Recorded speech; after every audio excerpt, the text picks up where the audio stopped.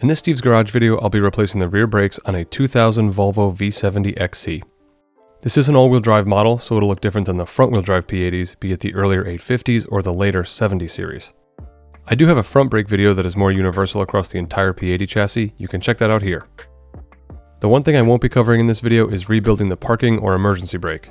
My car was missing all the parts for that and I didn't feel like spending the money to replace it, so if your e-brake isn't working and you do want to replace the shoes, I'd check to make sure it actually exists. Now before we get started, I'm going to cover all the tools you need to get the job done.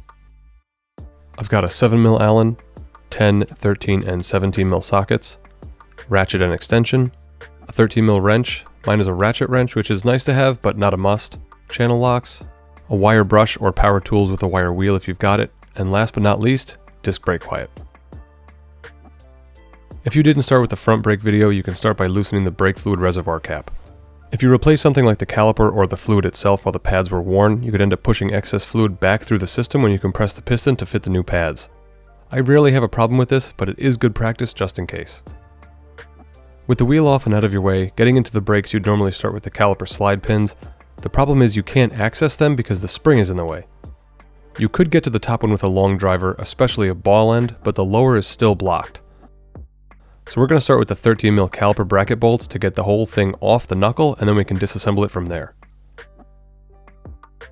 With the caliper off the bracket, it's easy to access the slide pins, and they're not so tight that you can't hold the caliper and crack them loose. While you're here, you can also remove the tension clip on the outside face of the caliper. My rotor still had the 10mm set screw that I had to remove. If yours doesn't, it probably already fell on the floor.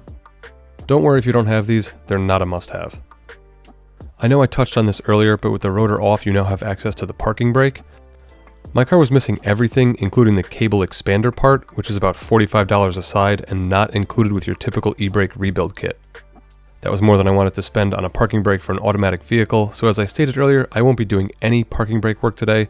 I am fairly certain that Robert DIY has a parking brake video though, so I would check out his channel if you're looking for more information. The last thing you can do before installing your new parts is compress the brake caliper piston. This isn't a style that needs to be rotated in, so you can use something like channel locks to compress it enough to fit the new pads.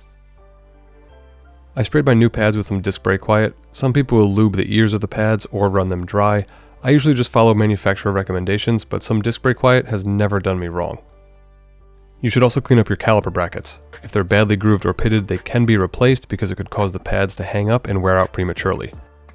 These are in good enough shape that some cleaning up with a wire wheel will be more than fine. You should also clean up or replace your slide pins.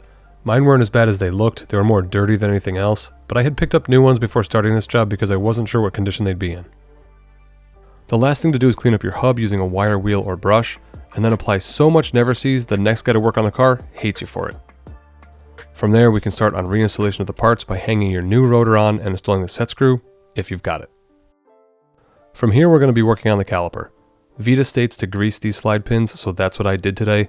Some people run them dry. I followed the listed spec. Do whatever makes you comfortable. They get torqued to 22 foot-pounds, but as you can see here, I'm not using a torque wrench today. If you make sure they're tight, you'll be okay. Next, you can install your pads onto the caliper. The inner one clips to the piston itself, and the outer one just rides on the bracket. If the piston was compressed enough, everything should slide right over the new rotor, and we can move on to installing the caliper bracket bolts. I installed the bolts by hand, then installed the tension clip on the front of the caliper, then moved back to the bracket bolts to tighten them up.